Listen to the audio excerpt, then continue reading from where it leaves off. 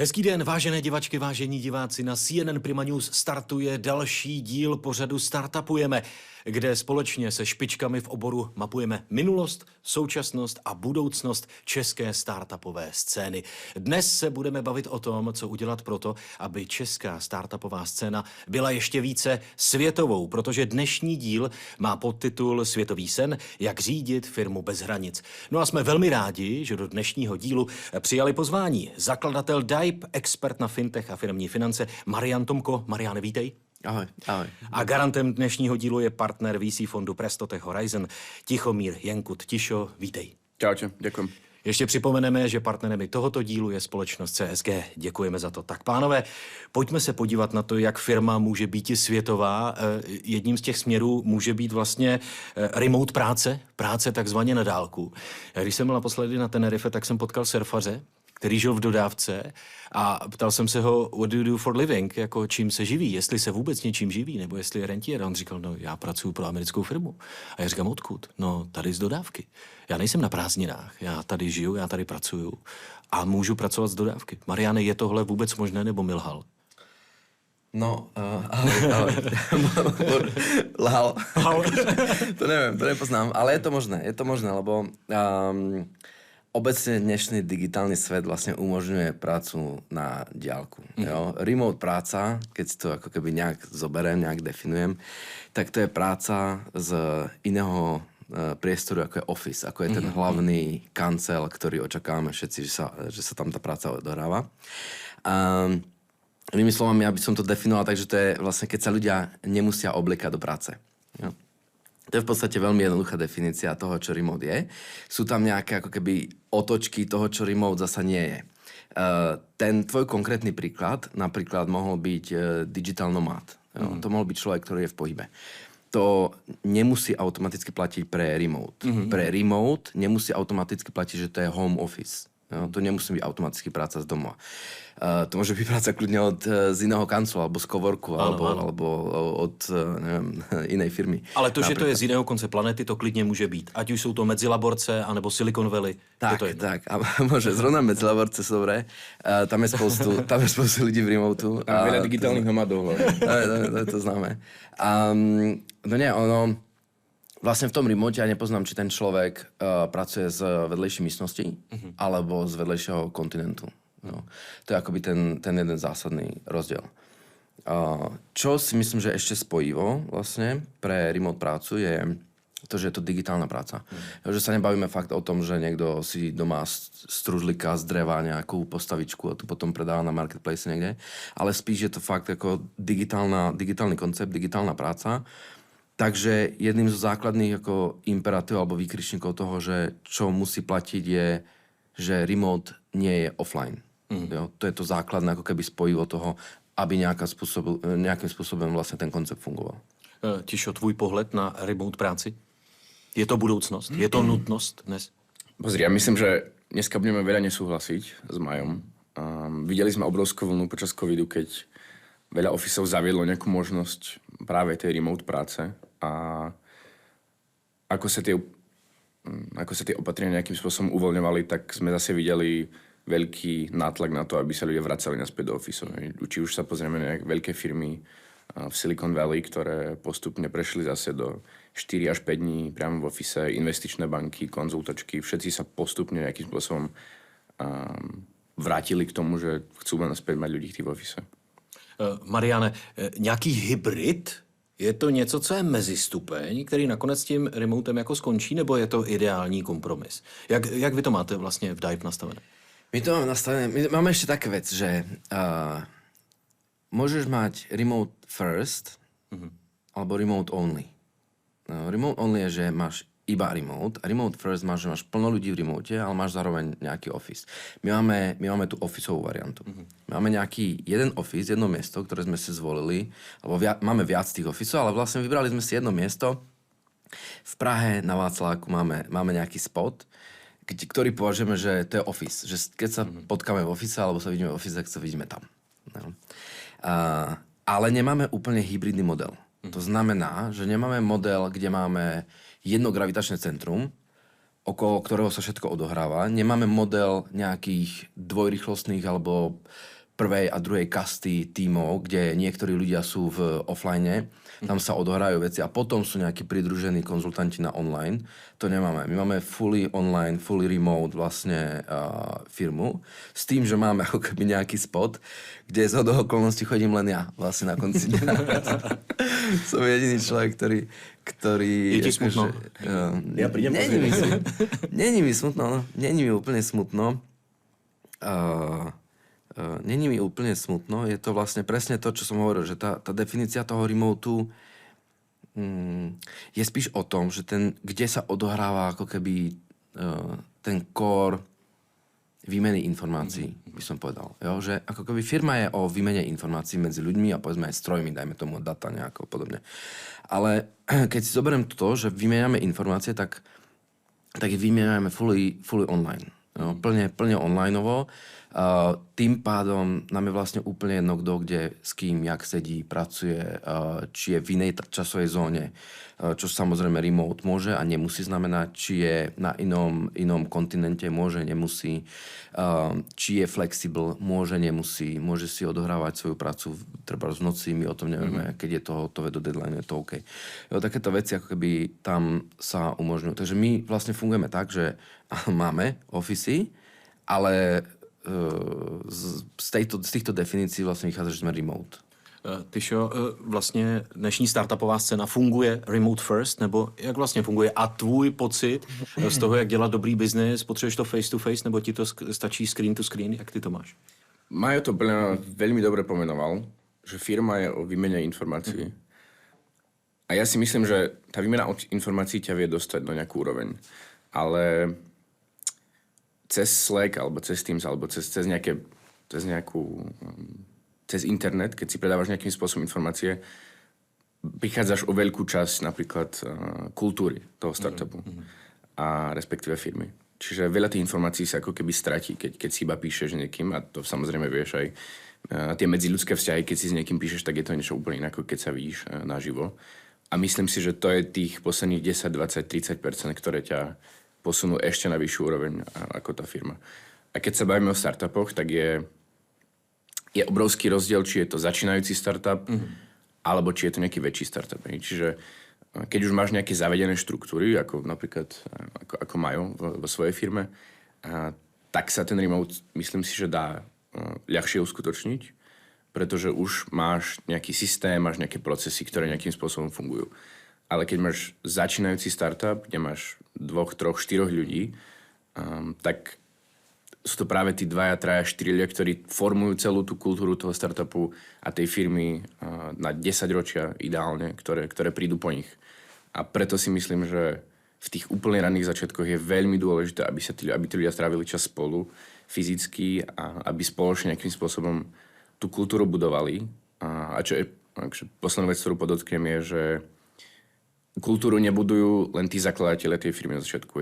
Sú to zamestnanci číslo 1, 2, 3, 4, 5. A to sú tiež veľmi dôležití ľudia, ktorí majú formatívny charakter pre tú firmu. A preto na začiatku my ako investori odporúčame byť ako keby niekde spolu fyzicky.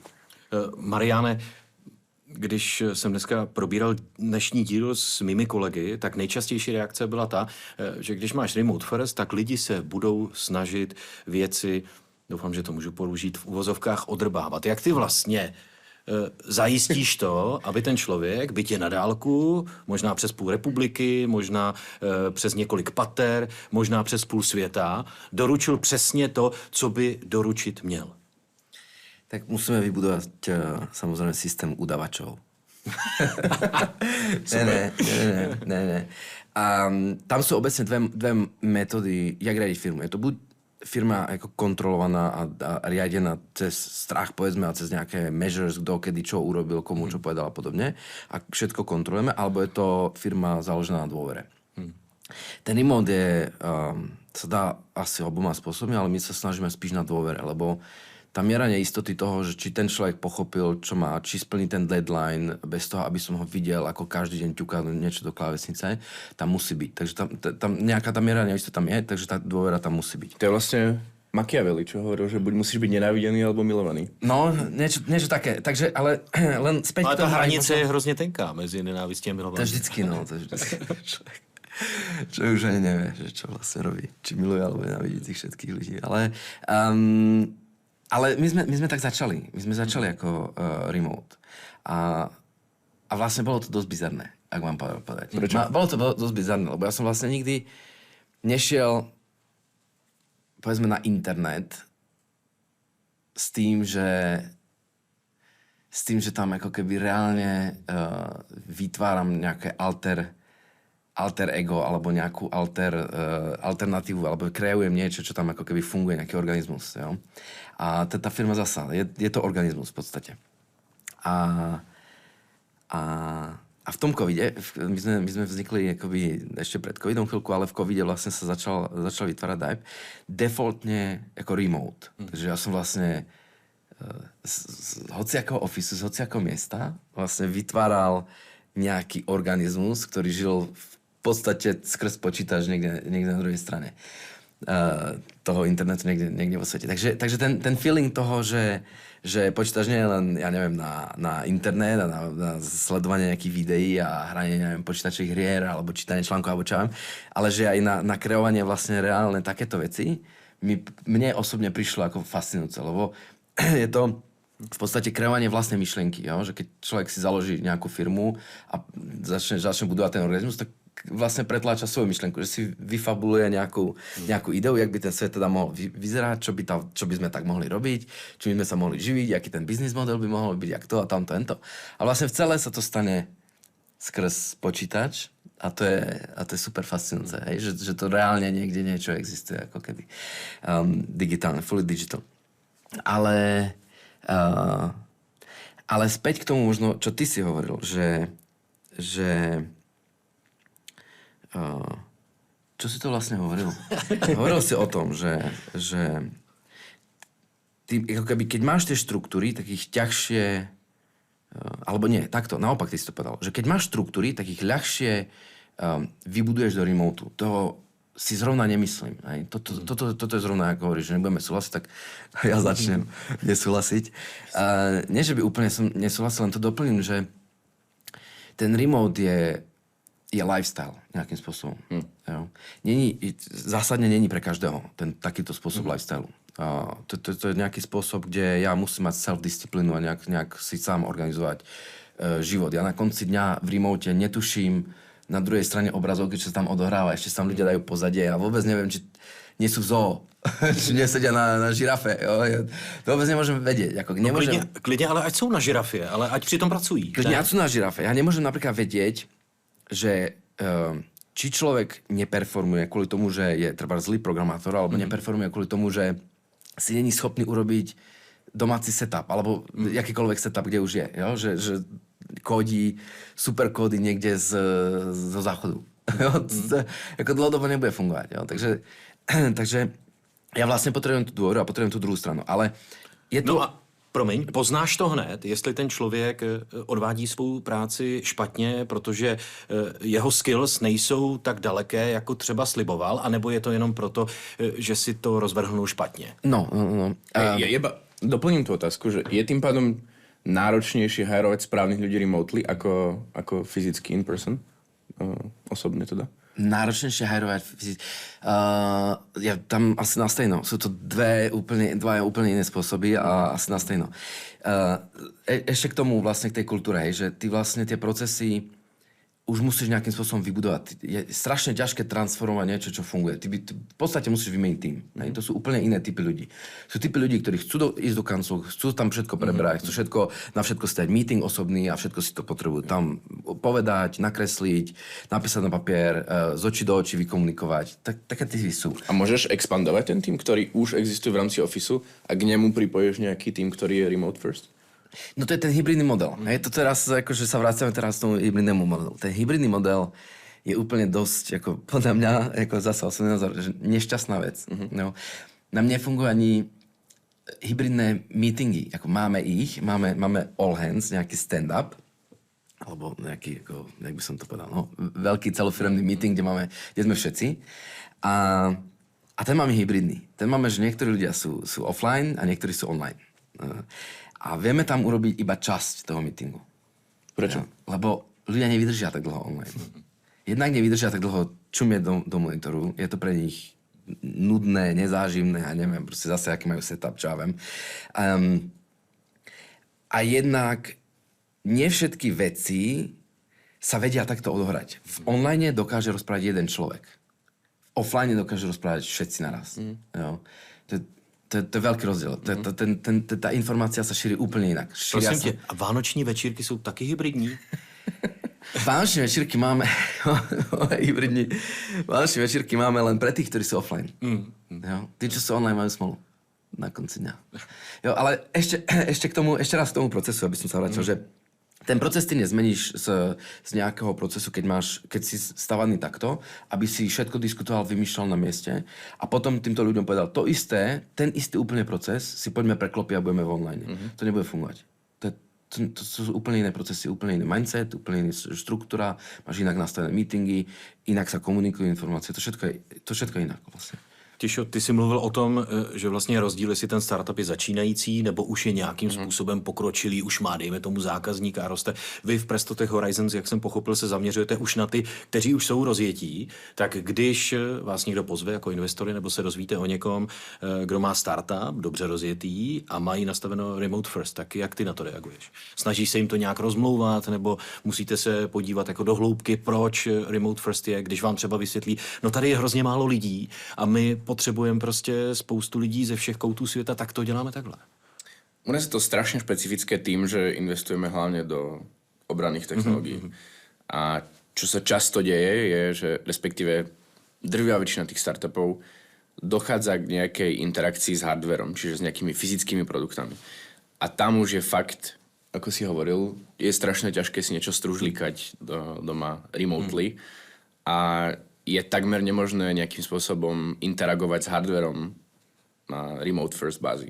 Čiže musím povedať, že v drvivej väčšine tie startupy práve nie sú remote first a tým pádom tento problém ako keby nemusíme riešiť.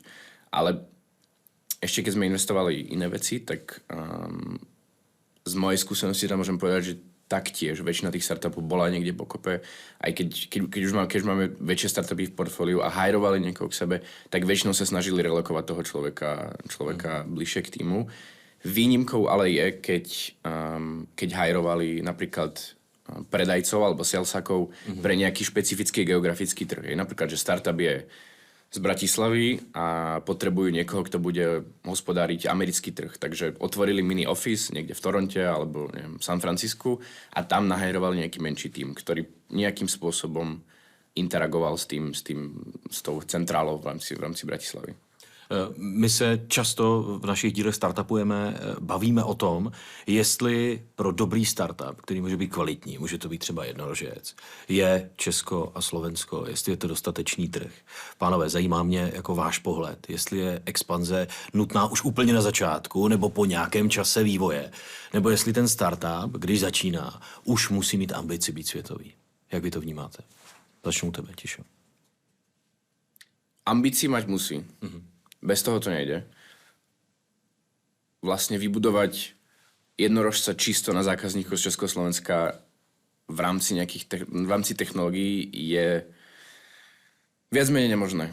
Aj keď sa pozrieme vlastne na pražskú burzu, tak tie firmy, ktoré tam sú, majú hodnotu nad $1 miliardu amerických dolárov, tak je pomerne málo. A sú to firmy v energetike, v zbrojárstve a v takýchto starých odvetviach, dajme tomu. A v rámci technológií na československom trhu nie je dostatok zákazníkov na to, aby niekto postavil firmu s miliardovou valuáciou. Čiže pre nás ako investorov je veľmi dôležité vidieť, že tá ambícia tam je.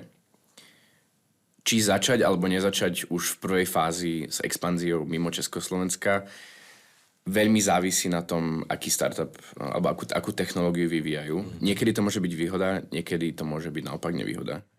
Častokrát sa používa nejaké dva modely, hej, že najprv dobí svoju zem a potom expanduj versus to, že začni predávať globálne, začni predávať americkému trhu, pretože je najďalej a majú najväčšiu skúsenosť práve s technologickými firmami, čiže ten trh je najviac pripravený na nejakých nových nové technológie. A nemyslím si, že je konsenzus v tomto. Hej? Že nedá sa to úplne povedať. Strašne diplomaticky ti odpovedám. Nie je to ani jedno, ani druhé. Strašne záleží. A ešte pre nás špecifický prípad je, keď investujeme do obranných technológií, tak ten trh je, tá rada všeobecne je najprv Európa, potom Amerika. Mariane, tvůj pohled?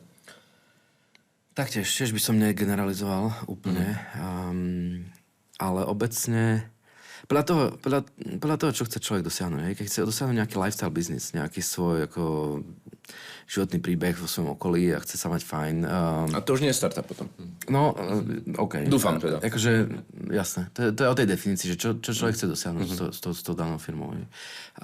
Keď chce dosiahnuť vlastne len taký nejaký svoj lifestyle, tak kľudne Československu mu stačí ako trh. Úplne v pohode. Nájde si nejaký svoj níž, alebo pôjde celoplošne, nájde tam plno customerov. To je vlastne veľký trh relatívne.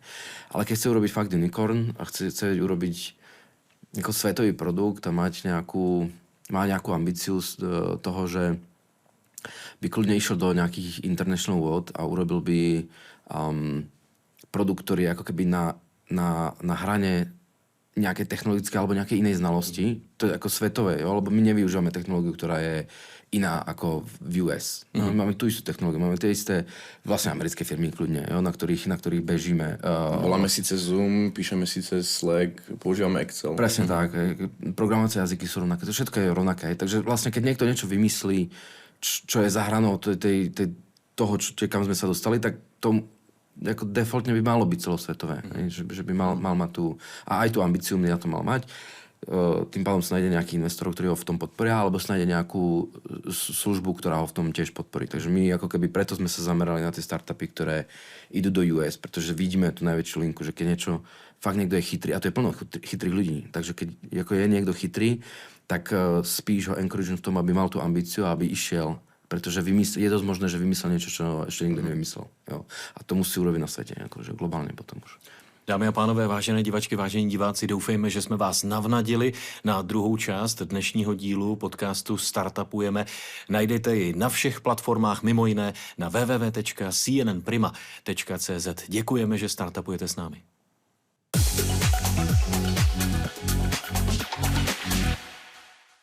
Pánové, pojďme se prosím ještě zastavit u té expanze, kdy dejme tomu český či slovenský startup funguje dobře, rychle roste a je v České republice, na Slovensku, dejme tomu trošku v Evropě a chce do Ameriky. Co je z tvého pohledu absolutně jako nejdůležitější, aby se za velkou louží uspělo? Napadá mi tak 1000 vecí, ktoré by som chcel povedať. Najzákladnejšia a v podstate najjednoduchšia vec je fakt si to tam ísť skúsiť na pár mesiacov. Ten trh, tí ľudia, tí zákazníci, funguje to úplne iným spôsobom. Tie medziľudské vzťahy sú úplne iné. Jak je to možné, že to funguje inak? Tí Američania sú úplne inak nastavení mentálne. To je 0-1. My sme tu všetci pesimisti. Akože, keď to generalizujem, hej, nechcem negeneralizovať, ale tam sa všetko dá, tam všetko funguje, tam je, každý ide zmeniť svet, tam je každý najlepší, tam je... Čo rád používam príklad je, že tam je každý pán Boh, dokiaľ sa nepotvrdí opak. Tu je každý 0, až dokým sa nepotvrdí, že je pán Boh. A navnímať tých ľudí a tú dynamiku tých medziľudských vzťahov je fakt úplne odlišné. Aj tá rýchlosť, ktorou pracujú tie firmy, tam je úplne odlišná.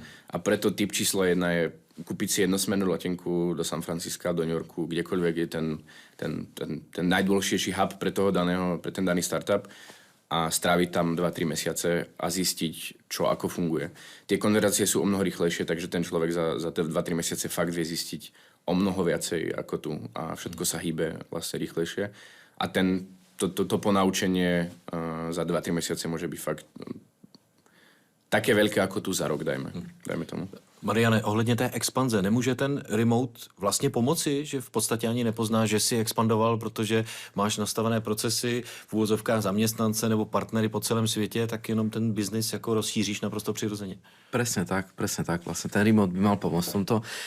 Zasa opäť sa bavíme, či to je časové pásmo iné a nie a podobne. Takže tam môžu byť nejaké nuance s tým spojené, ale Súhlas. Aj s tou expanziou samotnou by ten rebound mohol pomôcť aj na tej druhej strane, aj na tom hajrovaní talentov. Jo, že ten talent pool je oveľa väčší, ako keď som loknutý niekde v nejakom meste. To už je, nemusí to byť veľké mesto ako Praha, ale môže to byť nejaké malé mesto a ten talent pool je úplne iný. Ovšem, môžem expandovať aj za tým. Jo? Môžeme expandovať aj do San Francisca len kvôli talentu. Aj to sa dá urobiť. Ja by som len doplnil, alebo poupravil, aby som nesúhlasil úplne. Ako podpíšem to samozrejme celé, ale nekúpil by som si jednosmernú letenku.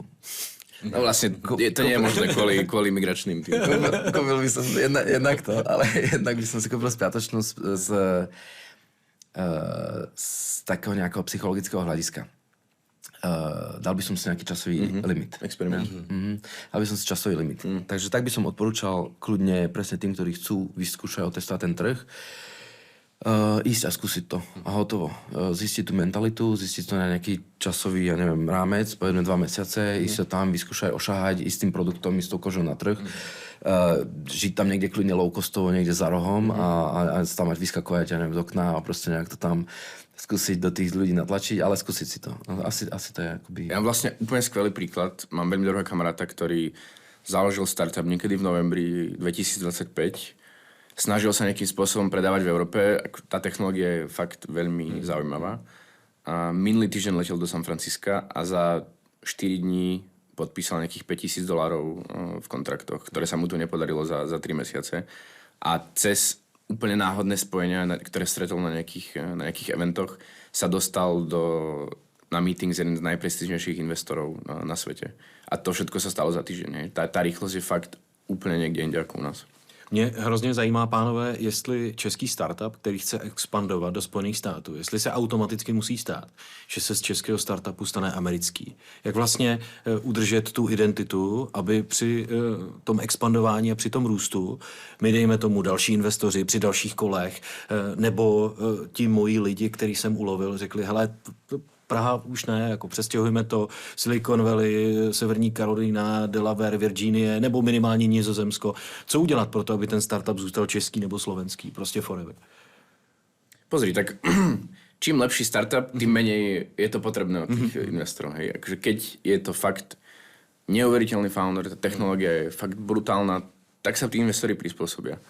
Ale je to ako keby ďalší bod trenia. Pre nich je jednoduchšie, keď je to spoločnosť v Delaware, pretože to poznajú, vedia robiť rýchlejšie rozhodnutia. Čiže takéto body spôsobujú nejaké možno nechcené trenie a čím je lepší startup, tým je vlastne viacej na tom nezáleží. A co je teda důvod toho tření? Nějaká jiná kultura přemýšlení nebo vyloženě byrokracie, papírování a další věci? Všetko dokopy. Že to je ako keby príde za nami nejaký startup, ja neviem, z krajiny, ktorú sme v živote nevideli, hej, a má entitu, neviem, v Pakistane napríklad, hej, poviem. V živote sme neriešili pakistanskú entitu, neviem, aká je tam kultúra, nerozumieme tomu trhu, nevieme o tom nič. A už je to nejaké trenie, môžeme si to zisťovať, bude to trvať čas, náš, právnikov a tak ďalej. Čiže ako keby čím viacej tých bodov trenia odstrániš pre toho daného investora, pre toho daného zákazníka, tak tým je to jednoduchšie. Mariane, z tvého pohledu, aby startup, který založili Češi, Slováci, je velmi šikovný, tak aby si nedělali sídlo v Holandsku anebo v Irsku, ve Velké Británii, ve Spojených státech. Co by se mělo stát, aby to všechno zůstávalo tady? Protože máme i spoustu nestartupistů, velmi bohatých lidí, kteří tady žijou, milují Prahu, nikdy by neupustili, ale jejich firma, ty miliardy, které vydělávají, tak vlastně sídlí úplně někde jinde. No tak to už sú potom otázky možno niekoho iného, na nejakých politikov a podobne, ale obecne to asi, keď môžem rozprávať za komunitu, tak veľmi sa glorifikujú nejaké exity. Exity, ktoré sa odohrajú niekde v US a teraz sú tí ľudia ako na piedestále toho, jak dokázali úplne tú správnu vec urobili. Že mali ten skvelý nápad, vybudovali nejaký tým, odnesli to do US a tam to predali. Není úplne ideálne z dlhodobého hľadiska, pretože deje sa to, že v čase, jednak v bode, keď konečne ten produkt sa má začať monetizovať, že, tak toto predáme do US a to nakupujeme potom späť. Technológiu. Z predajca sa stávame na nakupujúci. To je jedna vec. Takže jednak toto sa odohrá ako na celej škále toho ekosystému, alebo tej ekonomiky. Ale deje sa hlavne to, že nielen to, že tam je ako keby zákazník, že idem za zákazníkom, alebo tam je investor, že idem za peniazmi, ale je tam ten talent pool. A toto je zásadné.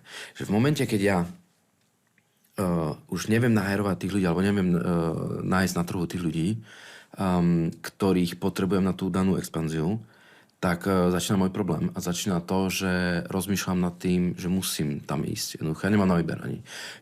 Ja nevysvetlím lokálnym ľuďom, ako funguje, ja neviem, nejaká AI firma, keď všetky sú tam, alebo v Číne. Treba, tých je pár a tí ľudia vlastne v živote neriadili AI firmu. Nikto to nevie, čo to znamená. Akože, keď si to zoberiem, že to je softwarová firma, dobrá, ale akože nejakým spôsobom sa to snažím parafrázovať na to, že tí ľudia nemajú, áno, nie sú. Že tí ľudia nie sú jednoducho. Áno, reálne, že tí ľudia jednoducho nie sú s tým talentom, ktorých tu potrebujeme a dokud toto sa nezmení a nezmení sa to, kým tie firmy stále budú odchádzať za tým talentom tam, tak toto sa nebude dať meniť. A zase dám tomu opačnú perspektívu, že keď máš strašne kvalitných ľudí napríklad, ktorí sú experti v AI, tak ty ako československá firma nemáš šancu zaplatiť týchto ľudí v rámci San Francisca. Ty tam môžeš ísť za tými ľuďmi, ale je nesmierne náročné ich dostať do tvojej firmy, ako keby. Ako by si to riešil? Ako by si ich dostal do firmy.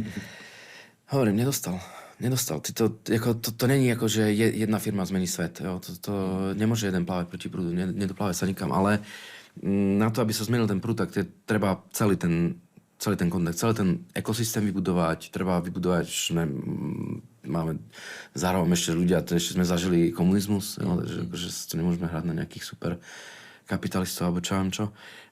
Takže nejaký ekosystém, nejaký mindset, jak tie univerzity, ktoré vlastne musia mať ten talent ako vybudovať a podobne, tak i to know-how sa musí nosiť. Takže to je taká malá vec, ktorú my robíme, my sa snažíme doniesť ako keby od tých firiem, ktoré niekam odišli, niečo sa naučili, tak sa snažíme robiť knowledge sharing aspoň, jo? Že snažíme sa, aby vznikali nejaké talks, máme vlastný talk, kde donesieme tých ľudí, aby porozprávali, aby sa mohli popýtať a tak ďalej. Sú to zaujímavé casey, kde firmy odtiaľto vyexpandovali do Južnej Afriky a do Ameriky a do Indonézie, neviem, a potom rozprávajú tie real casey. A toto je ten spôsob, ako to urobiť. Ale že by jedna firma úplne vyskočila z tohto prúdu, si myslím, že to úplne možné. To musí mať dobrých investorov potom, ktorí sú schopní to fundovať. No a když to obrátím, v Prestotech Horizons je ta ambice, aby se vlastně z Prahy stalo evropský Silicon Valley, nebo to už nám jako ty okolní země ujeli, dejme tomu, jak jsem zmiňoval, to Nizozemsko, Skandinávie, Irsko, Velká Británie, nebo ten potenciál, dejme tomu,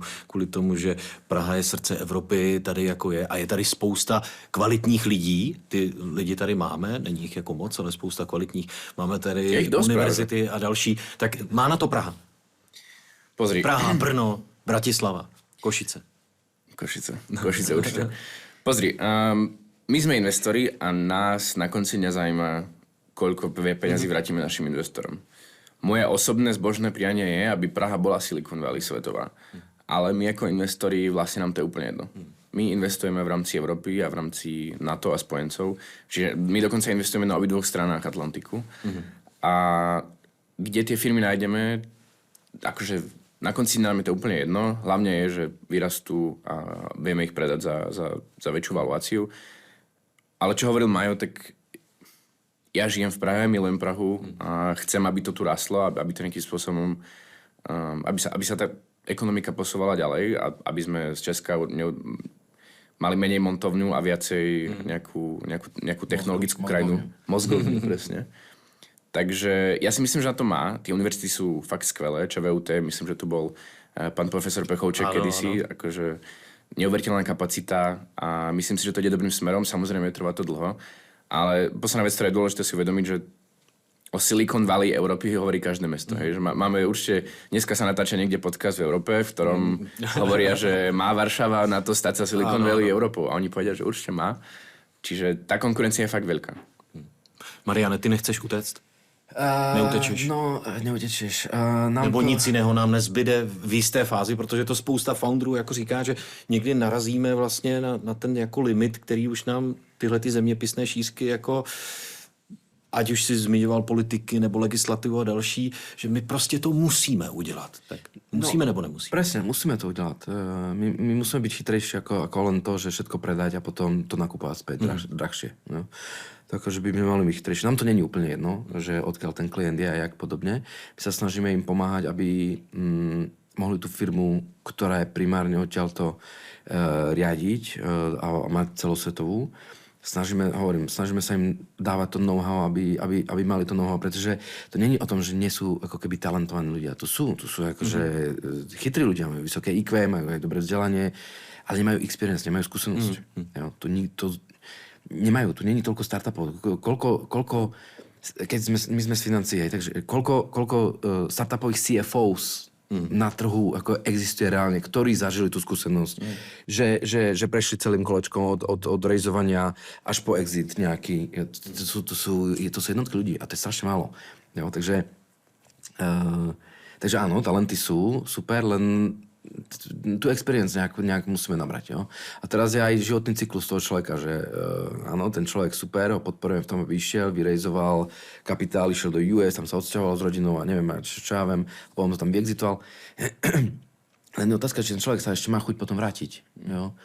Lebo tiež má nejaký životný cyklus, tiež tam sa zakorenia treba z detí a čo ja viem, a potom už odišiel zase jeden človek, do ktorého bolo nainvestované a bol, že tento človek to tu poťahne a nepoťahne trebárs, pretože už sa mu nechce. Jo, koľkokrát vráca do toho biznisu a podobne. A takých je plno ináč. Takých vyexitovaných ľudí, ktorí nevracajú komunite späť veci.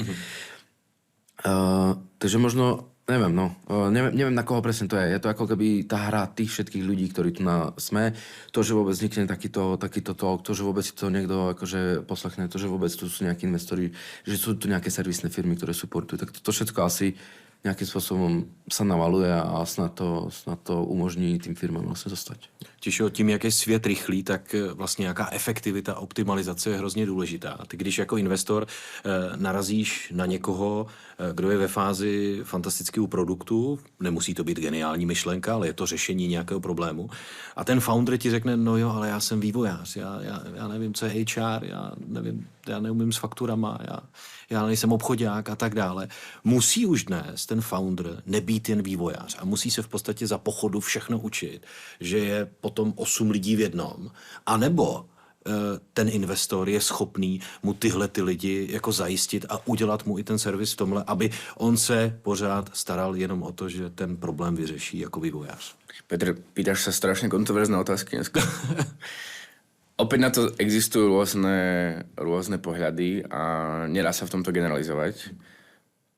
Myslím si, že najlepší founders sa postupne naučia všetko. Lebo tá rola founder / CEO vlastne v tom obsahuje úplne všetko. Všetko to, čo si pomenoval. Hej? A keď chceš vybudovať úspešnú globálnu firmu, jednorožca, tak eventuálne si musí všetkými týmito problémami prejsť na to, aby si potom, keď tá firma už má generuje nejaké stabilné veľké revenues, tak aby si vedel pochopiť, že OK, niečo sa deje v marketingu, nejaký problém, tak to musíme vyriešiť. Niečo sa deje na produkte, musíme to vyriešiť. Financie nefungujú, idem tam a fixujem. Čiže myslím si, že pre toho foundera je to skvelá vlastne príležitosť, ako sa naučiť všetky tie veci. Zároveň je extrémne dôležité, aby na začiatku mal okolo seba ľudí, ktorí mu v tom vedia pomôcť. Čiže taký hybridný model by som povedal. Že na jednu stranu potrebuješ ľudí, ktorí ti vedia guidovať v týchto veciach a radi ako investor pomôžeme práve nájsť týchto ľudí. Na druhú stranu ten founder by si mal prežiť všetky tieto oblasti a všetky tieto problémy sám.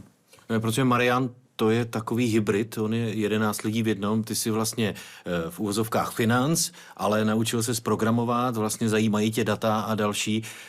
Není to potom jako obrovský bič nebo pressure pro ty lidi, se kterými pracuješ, když ty umíš všechno a oni si řeknou, no jo, ale na to my kapacity nemáme, tak...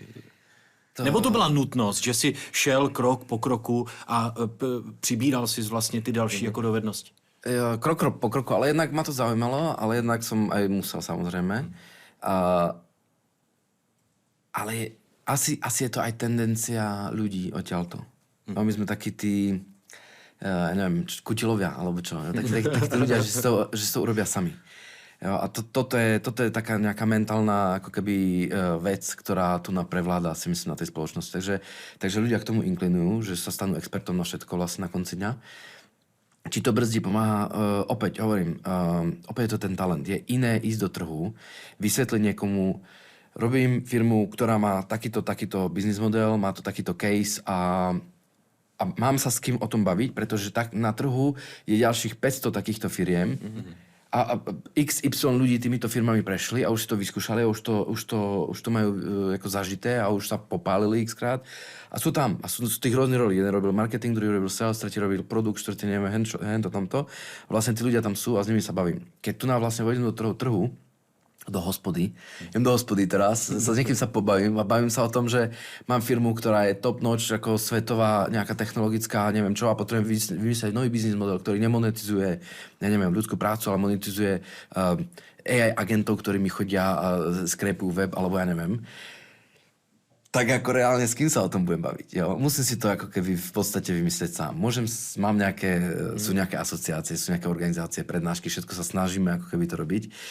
Alebo komunita sa snaží. Ale málo. Veľmi málo. A svet ide veľmi rýchlo. Jo? Je strašne veľa knowledge, znalostí, ktoré pribúdajú a veľmi málo ľudí má tú reálnu skúsenosť. Takže nie je to moc odkapené. Takže sa ako keby vraciam k tej predchádzajúcej vlastne veci, ale je to tak. Ja by som len dodal, že najlepší CEO musí byť generalista.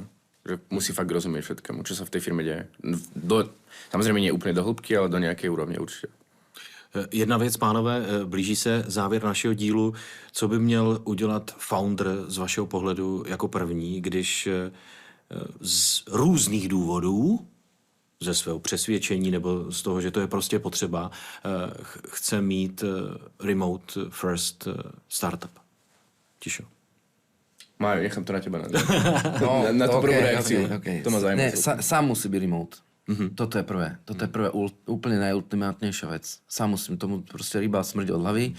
On sám musí mať presvedčenie, že funguje remote, že funguje fully digital. A keby mne niekto doporučil ako niečo, tak ja by som doporučil vlastne to, že okamžite si robiť nejaký digitálny brain. Jo? Všetko písať, všetko písanou formou.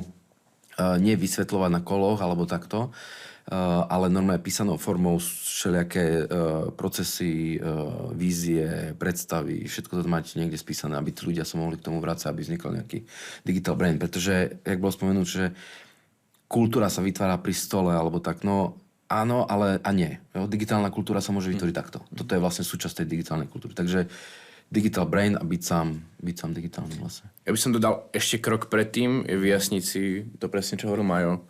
Čo je tvoja ambícia a čo vlastne chceš dosiahnuť. Či je to lifestyleový biznis alebo nejaká globálna úspešná firma. To je podľa mňa krok číslo 0 v podstate. Já se ještě zastavím u toho, co si říkal ty, Mariane, že vlastně pokud ten founder sám o sobě není remote nastaven, tak to dělat nemůže. Ty jsi byl od začátku takhle nastavený, nebo ty se z toho musel učit ten proces? Od začiatku som bol nastavený. Od začiatku som bol zvyknutý na to, že nemám problém, ako keby niekde idem v tramvaji a pozriem si na mobile, vyriešim nejakú vec. Nemusím čakať na to, že niekam prídem do nejakého ofisu a tam zapnem ten počítač a tam sa to všetko dohrá. Už s kafičkom v ruke, neviem čo. Cestou, hocikedy vyriešim vec, z jakého nástroja mám, nastavím si tie nástroje, aby mi fungovali. Toto sú tie veci, ktoré ten človek musí mať v sebe. No. A ještě jedna vizionářská otázka, křišťálová koule. Já vím, že to je těžký, pánové, ale jak bude vypadat ideální startup nebo high-tech firma za 5 let? V roce 2031, v roce 2035, za 5, za 10 let. Jak to bude vypadat? Bude ta firma v jednom velkém domě? Bude vo veľkom dome. Bude. Za mňa bude vo veľkom dome. A bude pohromadě. A bude pohromadě. A kde bude sídlit ideálně? Ideálne v Prahe. Doufám, že máš pravdu. Marian. Bude remote. Totálne bude remote. Bude mať zmaknuté know-how, ako riadiť remote firmu. Bude mať zmaknuté know-how, ako pracovať s AI-kom. Bude mať zmaknuté know-how, ako z malého týmu vlastne vybudovať veľkú firmu. To znamená, že bude mať míň ľudí, si myslím, že bude menšia, ale bude mať väčšie odpovednosti. A toto všetko know-how bude musieť mať. To je to know-how tej firmy, na to sa musí zamerať. A keď toto vyprecizuje, tak si myslím, že bude mať šancu. Mariane, Tišo, děkuji, že jste dorazili do pořadu Startupujeme na CNN Prima News a těším se na příště a držím palce ve vaší práci. Díky moc. Ďakujeme. Ďakujem. Vážení diváci, vážené divačky, doufáme, že se vám dnešní díl líbil. Všechny si můžete zrekapitulovat třeba na www.cnnprima.cz a děkujeme, že startupujete s námi.